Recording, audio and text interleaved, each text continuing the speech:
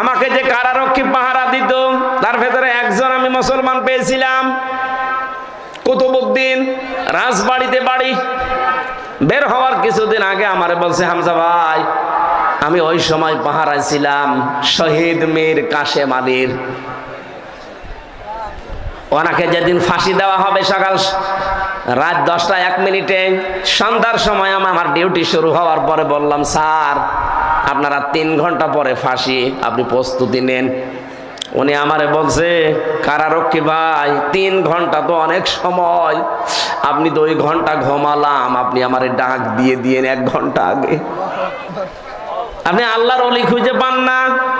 মাওলানা মামুনুল হক জেলখানায় আমার পাশের রুমে 3টা বছর মাঝে মাঝে এই কথা আমাকে জানাতো, হামজা ভাই এতদিন পর্যন্ত উল্টা পাল্টা ধারণা আমিও করেছি, এখন বাস্তবতা এসে দেখছি এদেশের সবচাইতে আল্লাহওয়ালা এবং ইমানদার মানুষ যাদের ফাঁসি দেওয়া হয়েছে জামাতের, তাদের যে ইমান কোন পর্যায়ের তা মাপার ক্ষমতা আমারও নেই। আমিও মানুষ হিসাবে মাঝে মাঝে ধৈর্যহারা হয়ে যায়।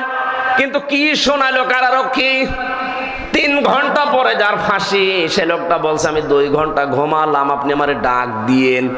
তার ঘুম আসে কি করে? আমরা ঘুমের বড়ি খেয়ে আমার ঘুম আসতো না, তাও তো আমার কোনো চিন্তা নেই।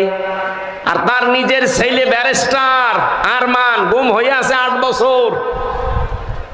তার স্ত্রী ওই সময় অসুস্থ, তার দলীয় লোকগুলো সব পালিয়ে পালিয়ে বেড়াচ্ছে, কেউ জেলখানায় ভর্তি আছে। বাংলাদেশের ভেতরে একটা ম্যাগনেট ছিল, 1000 লক্ষ মানুষের কর্মসংস্থান তৈরি করে দিয়েছে। সেই লোকটা মাত্র 3 ঘন্টা পরে ফাঁসি বলছে আমি ঘুমালাম।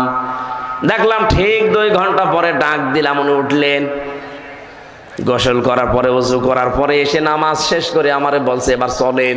চলেন মানে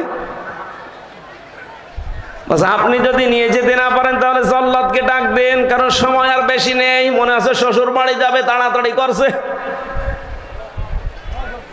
আমার ওই সময় আমাকে কারারক্ষী বলেছে, ভাই আমার তো মনে এখনো পর্যন্ত বিশ্বাস হয় না যে ঘুমাইলো কি করে, ওনার এত চিন্তায় ঘুম আসলো কি করে।